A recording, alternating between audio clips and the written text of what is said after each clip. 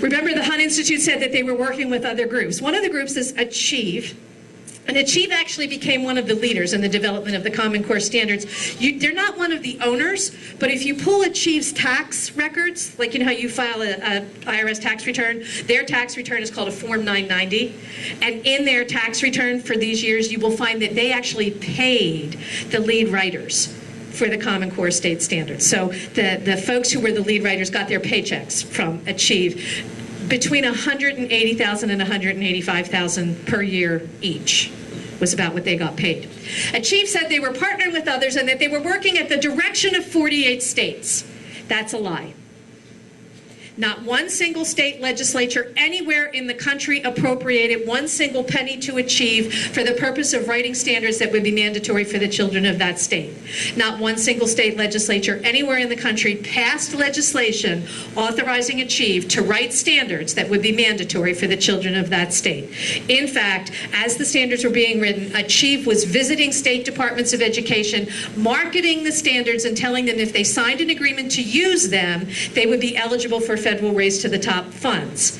So the states didn't ask Achieve to do it. Achieve did it with Gates money and then sold it to the states. It wasn't led by the states, it was fed to them after the fact. As the standards were being written, people wanted to know, well, who's writing them?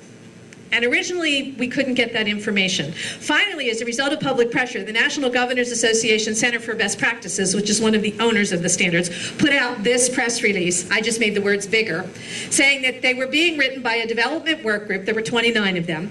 They were composed of content experts from Achieve itself, and remember I told you they paid them, from the ACT and the College Board. There were no K-12 classroom teachers in that 29 folks. There were no freshman level college professors. If you want to know what does it take to succeed as a freshman in college, don't you think you'd ask somebody who teaches freshmen in college? But they did not.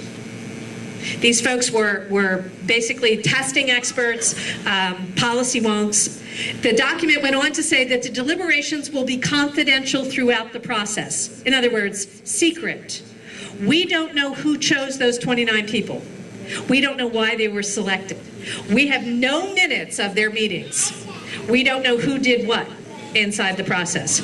We don't know what standards they looked at. We don't know why they picked the standards that they chose. We have no research from them whatsoever.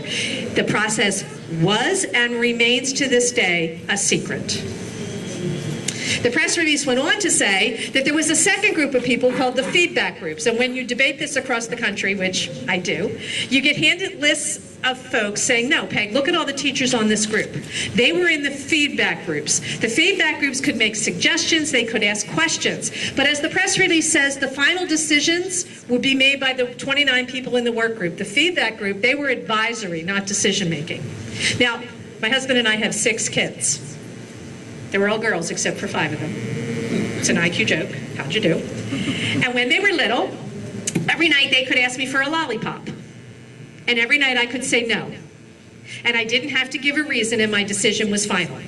The feedback groups, they were the children. And the work group was the parent.